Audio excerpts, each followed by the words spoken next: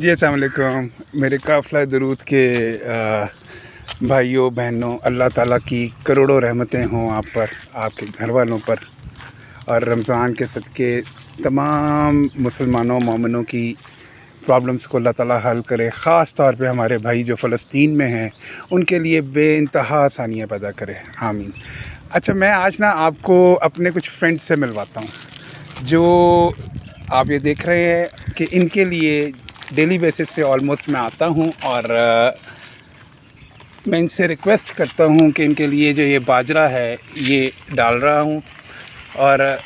نیت یہ ہے کہ یہ کروڑوں بار درود پاک پڑھیں آقا دو جہاں صلی اللہ علیہ وآلہ وسلم پر، اور اس کا ثواب کل امت کو بخشا جائے، اور خاص طور پر امت محمدی صلی اللہ علیہ وسلم پہ، اور قافلہ درود کے جتنے میرے بھائی بہن ہیں ان کے لیے اللہ تعالیٰ آسانی کرے۔ اچھا، اس کو کرنے سے سب سے پہلی چیز یہ کہ دل کو جو سکون ملتا ہے اس کی کوئی انتہا نہیں ہے، پلس یہ کہ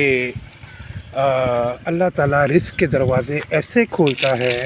کہ بندہ حیران ہو جاتا ہے کہ اللہ تعالیٰ کی اتنی رحمتیں اور اتنی آسانیاں ہیں۔ تو اللہ تعالیٰ ہم سب کو درود پاک کے صدقے